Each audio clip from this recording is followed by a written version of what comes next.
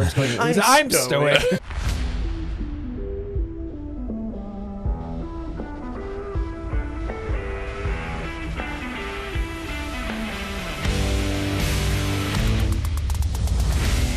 What's going on, everyone? This is the Aggie Game Day Extra podcast. I am not your host. I have suspended Travis from his beginning hosting duties because he is messing up the opening so much. But now that I'm sitting here and I'm looking at myself in the camera, I'm realizing it's a little more difficult than I chalked it up to be. Thanks, buddy. I am senior meteorologist Max Crawford, along with senior sports Texas A&M writer. That is hard. See? Travis L. Brown.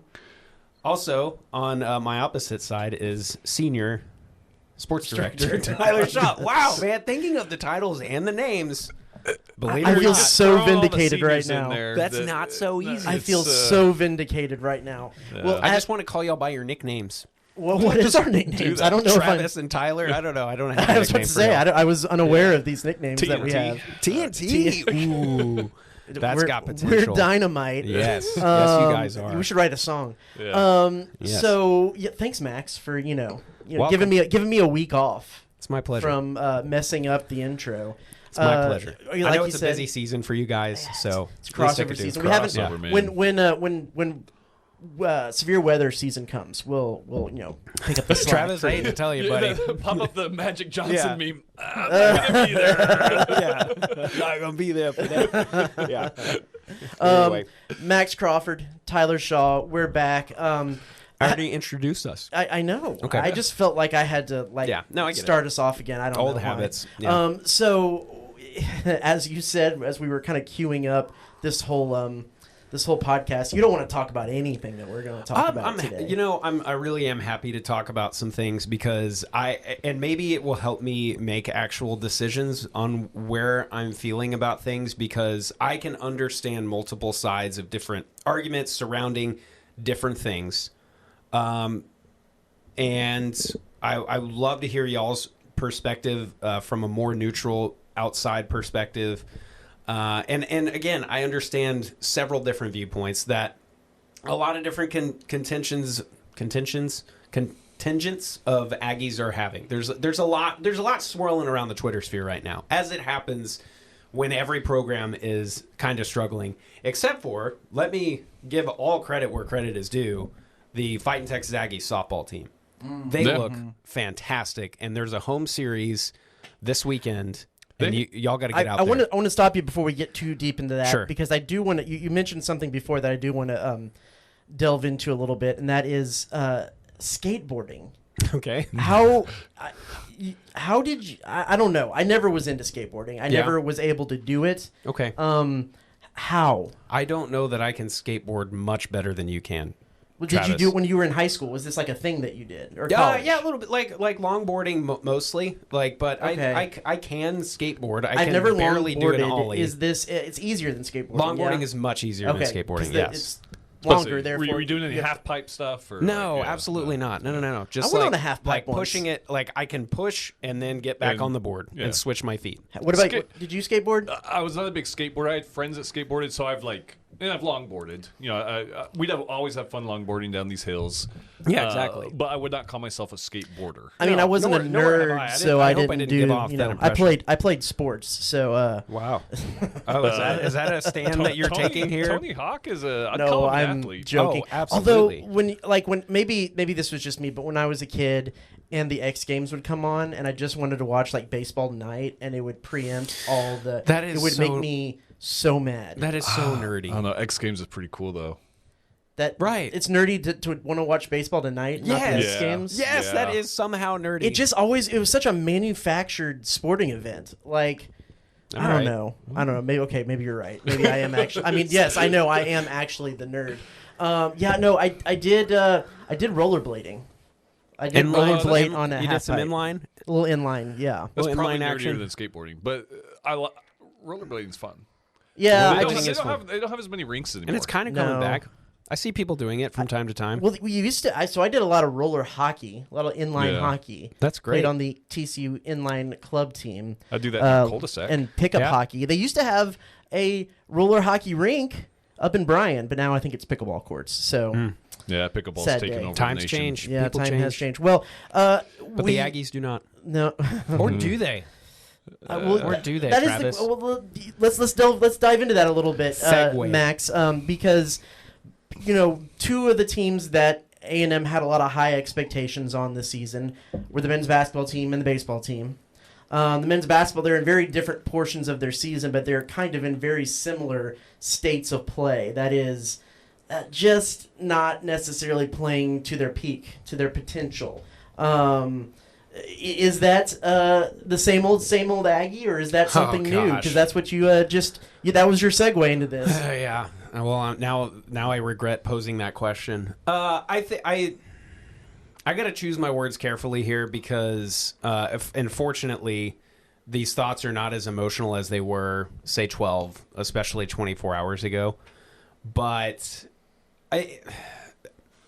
I'll start with basketball. I think that the suggestion that this is same old Aggies under this regime has a little more weight and validity to it than somebody trying to say that about baseball.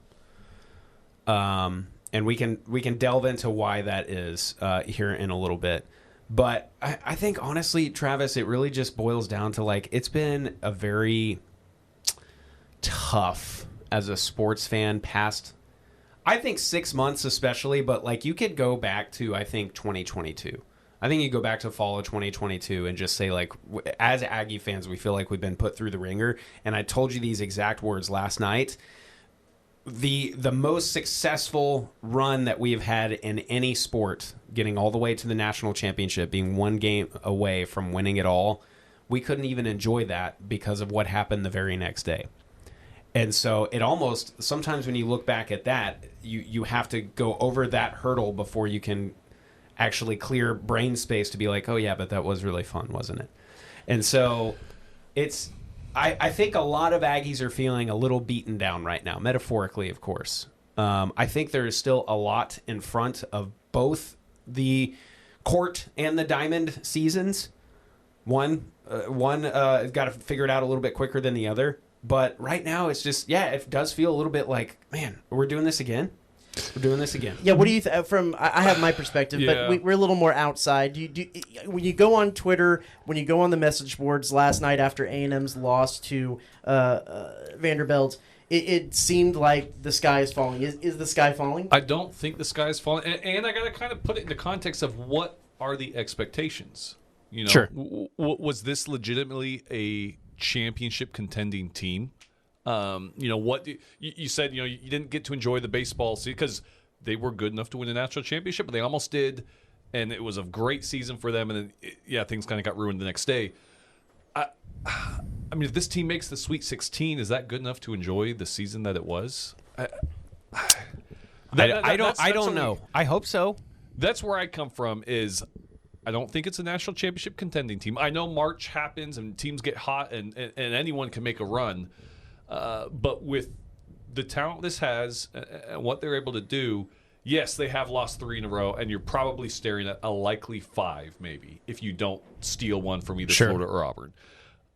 I don't think the sky is falling, though. I think this is a very tough conference, and A&M has treaded water greatly, and they've pulled out some big wins, and it really doesn't matter what happens these next few games of the regular season. Right. They're making the tournament, and if you're in the tournament and you win a couple games, I would call it a successful season. I at this point, I cannot disagree with you. If we made the Sweet 16, that means we win 2 tournament games. Yeah, I think I would be pretty happy. I would love more than anything else. And I mean, this is the type of benchmark you talk about with the program, the way that it has been for decades. Making the Elite Eight would be, I think, such an achievement, especially. No, not even considering. It just would be, right? Yeah. It just escaped my brain, but I love that. I love something that you said. So Travis, you keep talking, and I'll try to remember what it was. Yeah. So I think it seems like with a lot of this stuff, and it's just fandom in general, the bar moves so quickly because I think when the season started, if people ask what would be a successful season for A&M men's basketball, my answer would have been a Sweet 16. Yep. Take the next Absolutely. step. Maybe Elite Eight. I mean, because of the veteran nature of this team and the having Wade Taylor and things like that. And then they achieved, and you can't take away from what they did in non-conference, because they played some really good teams in non-conference and won those games. And I think the argument could be more, if for some reason there is a little bit more of a collapse at the end of the season, that maybe they just wore themselves out too quickly as they were trying to figure out the best formula to getting the best seeding in the NCAA tournament. But so much about basketball and so much about college basketball is especially if you're in that 1 to 5 seed range, like just get in the tournament and then see what happens. Get there, because it's kind of a whole new season, and see what happens. I mean, it's going to be interesting to see how they manage the SEC tournament, because the last couple of years they've had to try to push all the way to the championship game to try to get a few more of those quad 1 wins to try to ensure their status within the tournament and within the seeding that they wanted. This year, they're in. They're going to be in before they even start the tournament. They're in today. So how do you manage that? Is it better maybe that if they do lose out early, that they get a little bit more rest, that they get some time off to rest and heal up? I don't know. I don't know. I don't know how much I still need a little bit more evidence that this is actually a slump and not just tired into season. So stuff. that's what escaped my brain, and now is back. Is this the longest losing streak of the season? Yes. At 3 games. Mm-hmm. And so I think if you put that into context, based on some of the, I think all of the seasons that we've seen in a Buzz coach team, is that like a 5-game losing streak and even more was not that uncommon. They lost 8 and were a bubble team. Yeah, and so like maybe it's just that, and it's apples to oranges a little bit, but it's fruit that we're comparing here, right? Football, a roller coaster of emotions too, right? You go right out and you fall flat against Notre Dame and you lose, but then we don't lose for a long time. And then we think, oh, maybe we are going to do something. And so you adjust your expectations all the way up to here. And then we start losing again. And then we're like, oh, but we could still make it if we win this last game. And then we lose again. And then we take a little break. And then we have Christmas. And then we go to Vegas and we lose again. And so then we're barreling into basketball. This is not Buzz Williams' fault. This is not Wade Taylor's fault. This is not Trev Albert's fault. This is not anybody's fault but this sicko brain right here, right? Is now we're at the points where, oh, basketball looks pretty good again. We're projected a 2 seed. We just got to close out the season all right. And then you lose 3 in a row. And it's like, are we really doing this again? So that I think is that's the mindset that like tries to take over from the reasonable side. That's like, well, yeah, but this team has proven that they can bounce back after losses. So I'm just trying to rationalize all of this for you guys. Yeah. And saying that honestly, I don't know. I don't know what the answer is. I get that, but in those 3, the losing streak, the only one that I would argue that you probably should have won was last night against Vanderbilt. Yeah, because you lost to a really good Tennessee team and on the road, right, at Mississippi State squad. I don't know that either of us 3 were expecting us to win that one. I know I wasn't, because I Mississippi State, right? Yeah, I wasn't expecting us to win that one. As a loss. Weird things happen at the hump for A&M. I'm at the point where I would be just as surprised at us getting to the Elite Eight as I would be us losing out, except against like LSU to finish the season. And what I mean by that is nothing at this point would surprise me, from one end of the spectrum to the other. And I think one of the other questions we can pose is yeah, we were supposed to win that game last night, but I wonder if a couple thousand more fans would have been worth a couple points. It was, as I made sure to document on Twitter and in my column last night, it was a pretty sparsely attended game as far as conference games go. Yeah. It was the second lowest by the count that A&M gives, which is paid attendance. It was the second lowest attended conference game of the season, Georgia being the lowest. But as A&M was trying to mount a comeback and got within 2 points with less than a second left, there was probably a few hundred people, maybe 1,000 people. So the last 2 Reed? minutes of game time took like 30 minutes of Sure. real time, and it was made evident by the fact that when all of the media got in the room, into the press conference room, there was a line at the bathroom to use the restroom because everyone had to hold it through the last 30 minutes of trying to not miss anything, which was kind of funny. So with like under 2 minutes to go and it being somewhat of a close game, I get that the vibe felt like, yeah, Vanderbilt's got this in the bag. So it's just a free throw shooting contest at this point, but everyone was just at the exits. I started filming on my camera, just the long line of people just leaving, and the way it ended, something crazy could have happened, and you would have all those fans that would have missed it. I don't know.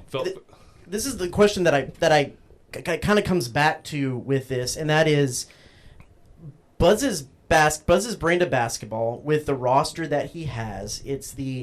They're going to dominate the offensive boards, get second chance points, get free throws, mitigate necessarily some not great shooting performances by that.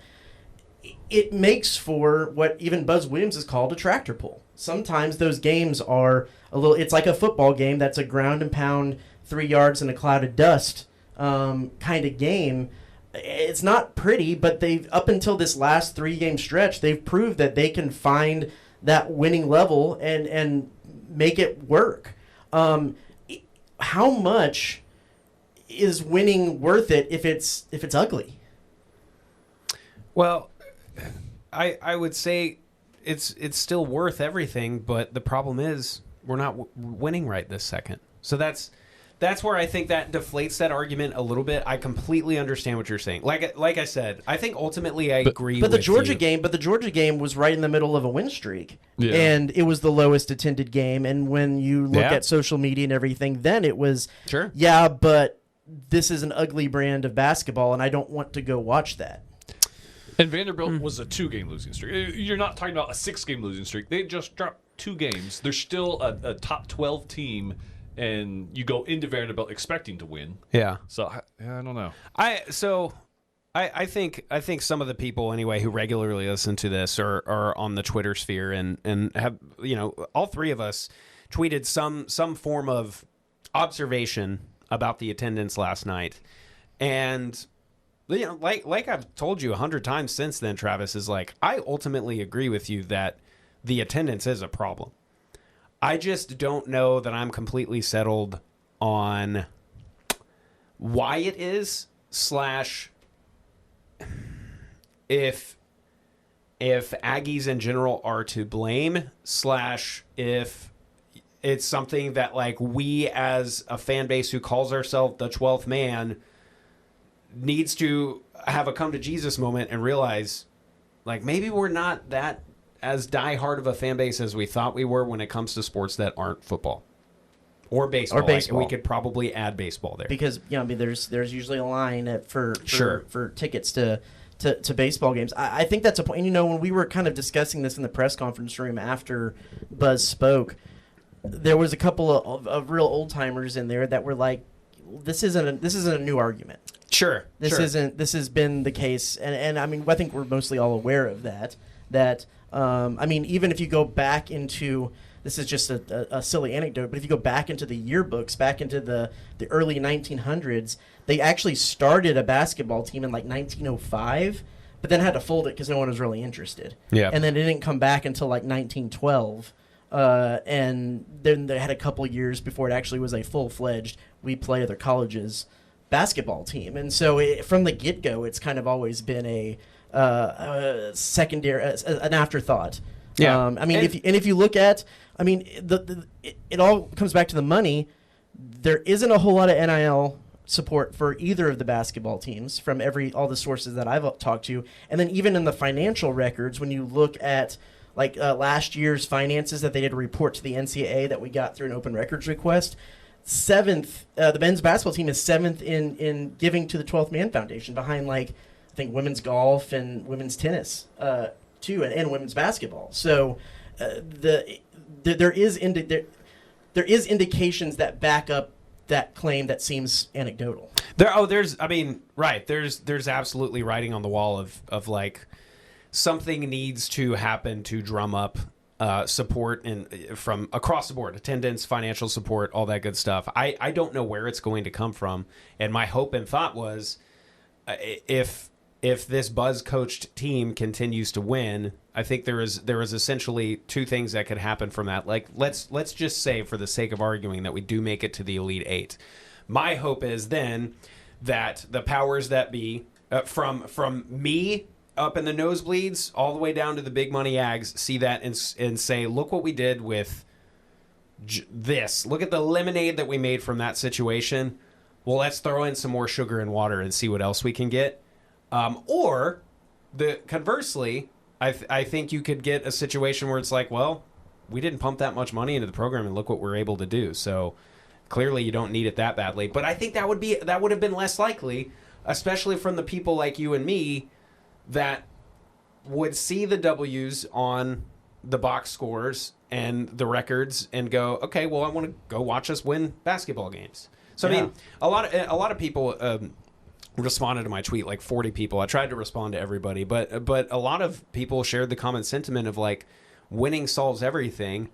And to that, my first thought was like, well, until very recently, we have been. Yeah. Losing 3 games, I mean, yes, it is exacerbated by the fact that they're right together. But in this SEC this year, sure, losing 3 games is probably going to be part of it, within a couple game stretch. Yeah, and then I think you can say, well, the casual fan doesn't understand that. And it's like, yeah, but the casual Aggie is supposed to be more than the casual other college sports fan.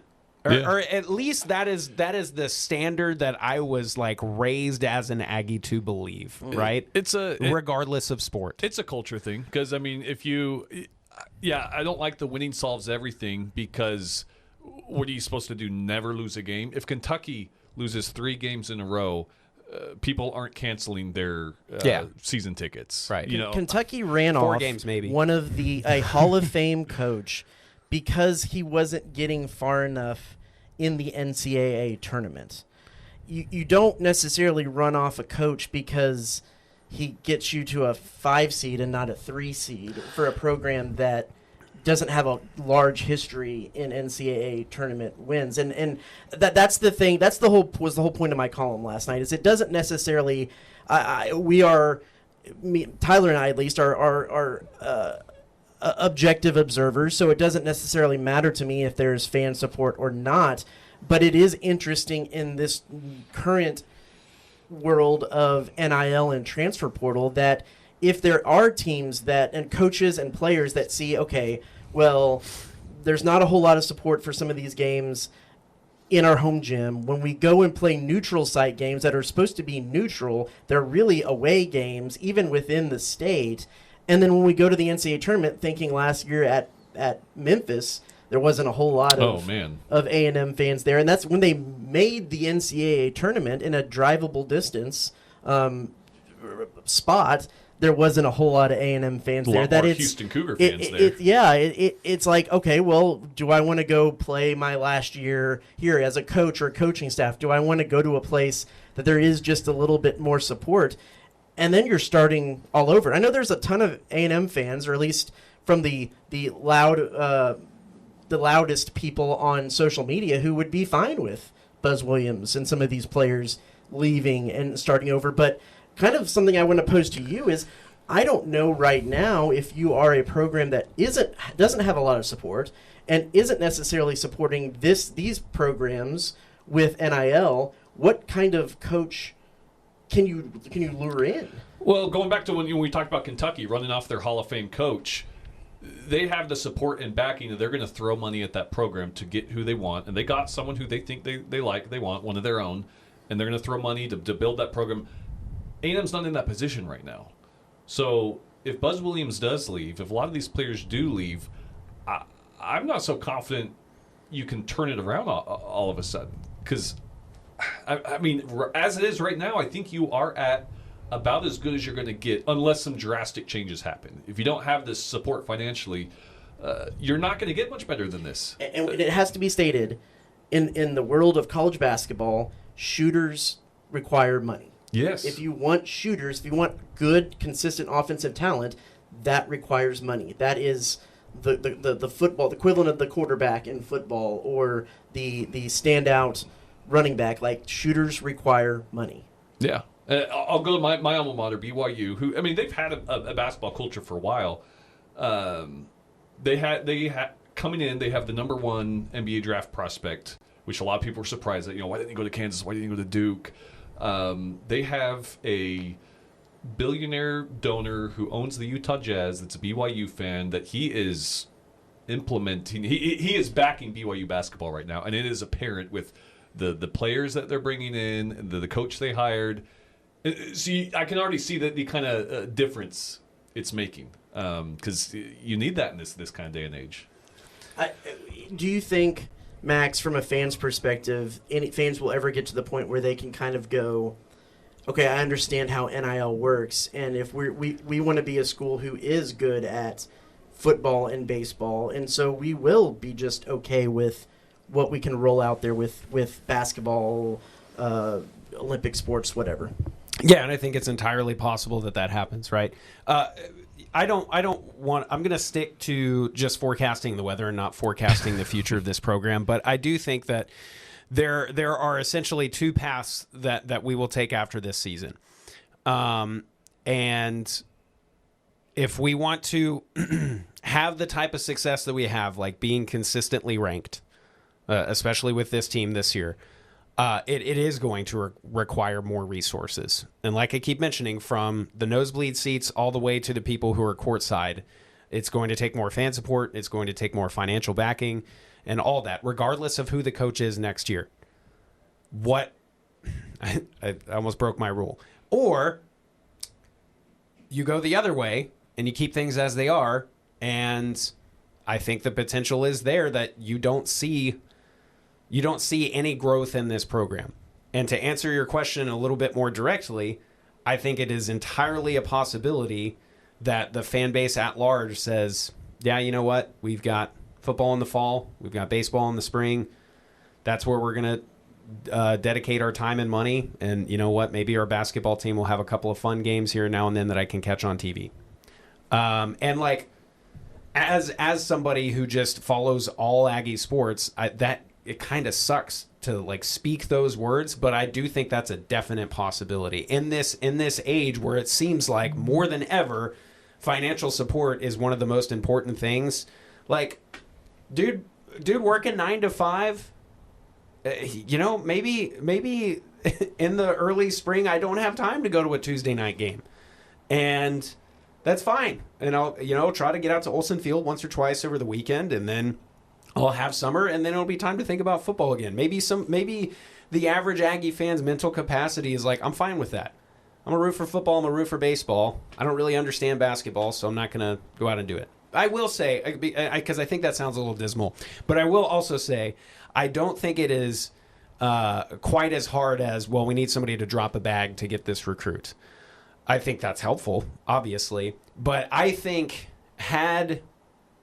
let's just say the attendance been better this year, or maybe fans were buying more of Henry Coleman's printed T-shirts or something like that, I think that is something that you can use as a catalyst to then get more support. If these big money Ags are seeing like how into basketball this fan base is, if they're seeing the raucous crowds and stuff like that, like I think that's how you can spark additional contributions from the people that can maybe go out and help you fetch those recruits, while we, the regular people, are contributing to a good atmosphere that we claim we can do at every single sport. I think someone, I can't remember who was on Twitter, but someone made a good observation, and I think that is A&M fans love being the underdog. Sure. They love being the scrappy, lunch pail kind of, especially in basketball, because if you look at last season, by the end of the season, there was lines out the door to wait for student tickets. Yeah. And it just hasn't been that way this season because they aren't the underdog. They're supposed to win most of the games. So there is something to that. When we talk about support, it's a completely different story with baseball. I mean, you look back last year with getting Braden Montgomery, who was the #1 transfer portal player in the portal last year. That involved a whole lot of support. There is, the player development center that's going to be in the works to revamp Bluebell from a development, from a player amenities standpoint. And they have a lot of expectations, too, coming into the season as the #1 team. They were a game away from winning a national title in a top 3 sport. But it just hasn't completely clicked together yet. Tyler, I know you've probably gotten to watch a little bit more from in studio than out on the diamond. But what do you diagnose here? Because especially the last 2 games haven't looked so hot. Well, my biggest question mark coming into the season was the bullpen, and that is still a huge question mark. And that could be a problem when you're talking about not just postseason, but making another Omaha run. You're going to need a bullpen. You need more than a weekend rotation. You need more than 3 starters, period, to make a deep run. So that was my biggest question mark, and we're kind of seeing some of those concerns. That kind of stuff can work itself out over this. The thing that I am most confident will work itself out is the hitting. This team has been praised, and how dangerous this lineup can be. And we just haven't seen it yet. And baseball is so weird. There's so many. People go through slumps at different times, and a lot of it might be mental. Maybe there was kind of that burden of #1 team. Hey, my teammate is Jace Lavalette. He might go #1 in the MLB draft. I gotta support him. Maybe there's a lot of that mental going on that's kind of clouding the hitting. That I think will work itself out. Will the pitching? I guess that's to be determined. But it's a little surprising. But I also say it's not even March yet. There's a lot of season left to be played. The bullpen has to find a way to learn how to find the strike zone. Yeah. Because it was in the Texas State loss, there was 13 free passes. I think it was 10 walks. One of them was an intentional walk, and 3 hit batters. 5 of Texas State's 7 runs, 7 RBIs were from walks. They set the table for them, and people have said about the SEC for years. It doesn't matter if you give up the home run or if you give up, the one triple. It's as long as you don't stack up runners in front of the guy that hits the home run or hits the bases clearing triple, because then you can manage 1, 2, 3 runs. And don't get me wrong, Texas State is a good team. Yeah, I'm not shocked that they lost. I was looking up, and I was thinking, this has got to be Texas State's biggest win in program history. But they're 4-8 against #1 teams all time. The last one was in 2022 when they beat Texas at Texas when they were #1. So they're used to playing #1 teams and doing pretty well against them. But with any of those teams, whether it's a Texas State or whether it's any team in the SEC, the more time you put runners on ahead of runners, the bats are going to have slow days. But 3 runs could be enough to win a ball game. You just can't keep putting runners on ahead of good hitters and making what should be 1 run into 2 or 3 runs. And I think it might be underrated what Max Wiener did a great job of doing that, of getting his guys to find the strike zone. And we saw the development of the pitchers over time last year, and how much of an asset that was. So, again, it's to be determined. How does this new staff and Jason Kelly get these guys right? The other thing, too, is fielding. And that... they have the, let's see, I pulled this up here. Other than Terrence Keel, shout out his amazing catch in the outfield. A&M is .955 fielding percentage, which is 231st nationally and 15th in the SEC. They've had multiple error games in all but 2 games this season. And that defense wins championships. I know that's cliche, but especially in baseball, that defense has to be perfect. You just need to lean on the fact that your defense is going to be good, and then you mitigate for a bad pitching night or a bad hitting night. part of that is they have a lot of guys playing in a lot of different and new positions. Caden Kent's playing shortstop. He hasn't played there in a long time. You had Wyatt Hensler playing second base. He hasn't played there in a long time. Gavin Grahovic, actually, who was leading the team in errors, we found out had the torn labrum in his non-throwing shoulder, which could have been exacerbating some of those problems as well. And so when Blake Benderup is in the lineup at first base, which this is his first year starting. And so this is going to be a little bit of a thing moving forward too, because now you're going to have Hensler at third with Grahovic out. You're going to have Sawyer Farr, who's a freshman, or Terrence Keel, who's a freshman, playing second. And Keel has played some second in high school, but he's working his way into being a college player at that position. And then that rotates everything else. So they need a little bit of consistency and continuity for several games to kind of settle in to see if this is, as Mike Gurley says, is this a thing or is this not a thing? Right. That's the way baseball go. That's that. At this point, I feel like that's all that I really have. Yes, bullpen needs to be figured out. You mentioned the RBIs that. And I think a lot of those hits came off of the second strike, if I'm not mistaken. Mm-hmm. Like a lot of them were full count or 2-2.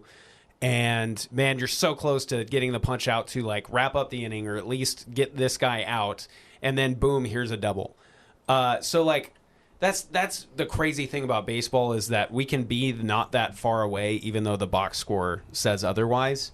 And I think the Texas State loss wouldn't have stung as much if we didn't just drop that random one on Sunday. But if you just take both of those in a vacuum, it's like, that's the way baseball go. And Tyler, I like what you said about, like, yeah, the bats will figure it out. Like, they don't just not have the talent anymore. And the patience with the at-bats, especially with your guys like Jace and Hayden last year, I don't think they suddenly lost that vision and that patience. Maybe there's just like a lot of expectations on their shoulders, and I think baseball is one of those things where mental stuff can get to you actually pretty easily with how precise of a game that it is. So like I think it might just be something that they have to play through. And fortunately, we have a really, really good slate of games this weekend where we got to figure it out. Like Rice isn't bad, but you know. I'd be pretty worried if we lost to them. Arizona's a good team. Oklahoma State's a ranked team. So, like, you know, all of a sudden we go into this weekend and we come out of it 3-0. I think we could probably breathe a little easier. I think there's a reality where we drop one or even two of those games. Am I more worried then? Yeah, maybe a little bit. But I'm still taking this in stride and saying, look, it's the first year of a head coach. He's got to figure some stuff out too.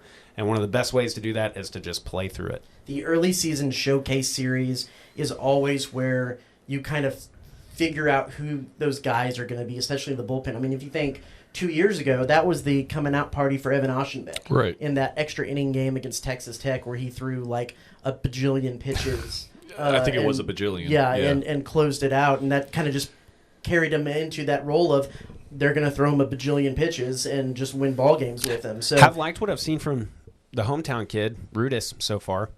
Yeah, Rudis has been one of the best options, and he's actually when he came in the was it the Cal Poly? It was the first series of the Elon series. That was really his first action of the spring because he'd had a little bit of a shoulder thing, and so they kind of threw him out there without having some live hitting in practice, and he's done a good job. It'll be interesting to see if Josh Stewart can get back in. Of course, he went out with kind of a knee injury. Yeah, he was a big part of last year too. He was a big part of last year. Still need to get Sorrell back also. They need to find that guy. They need to find that guy out of the bullpen who is going to be, okay, you know when Prager goes out on Friday, this is going to be the guy they bring in, whether that's fresh corn for 3 innings or if that is a middle reliever guy. They just need that next guy, and I'm not quite sure who that guy is going to be. I think he could be on the roster, though. I think there's a very decent chance that guy's there. Yeah, could be. I mean, again, I think we've talked about it before. You're not going to replicate Evan Oschenbeck. But no, I don't think you need to. Right, exactly. But it's still so early that yes, they could figure it out. Got to pick up the offense and pretty quick though. So we'll be down there for all of that going on in Houston. So you can check KBTX.com and all of the broadcasts we have on here for a little bit more of that. Game day is at Florida. Yeah, it's that's first a big time. one. I think it's the first time in the Williams era that it's been at an A&M game, if I'm not mistaken. I can't think of one that they've had. So yeah, so that's going to be an interesting lead up into that. Any thoughts or predictions? Do you think? I actually think A&M gets out of the losing streak against Florida. I'm fine with that prediction. I think we go 2-1 to finish the season. I just don't know who we steal one from. I could see him splitting Florida and Wade's under 40 points is 30-something away, 35 maybe? 35 points away from the record. So we're looking at likely the last home game of the season, #1 Auburn, and Wade Taylor is likely going to become A&M's all-time leading scorer. We got to pack it out for that one. I think we will. They will. It's #1 Auburn. Yeah. They'll pack it, but it is going to be quite the game. It is on fast. Tuesday. It's just a fascinating dichotomy that you have probably one of the slowest offensive times of pure offense in A&M basketball with this Buzz Williams era, but it also produced the all-time leading scorer. points champion. Yeah. And I think that Wade gets some knocks because of the style of play around him. Even though it's a winning style of play, I think he gets knocked for that. And so it is kind of interesting to see a guy who probably should have his jersey retired and probably is one of the best players to suit up for A&M kind of flying under the radar a little bit. I don't know. It's it'll be interesting to see, but yeah, he should be able to break that against Auburn next week. Unless he goes off against Florida. That's possible. That's on the table. It's in too. striking distance. He can get 35 points It in a is game. in striking distance. For sure. So we'll have all of that coming up in this week to come. So be sure to check all of our channels for all of the coverage from that. So for Max Crawford and Tyler Shaw, I'm Travis Brown. This is the Aggie Game Day Extra podcast, and we'll see you next week.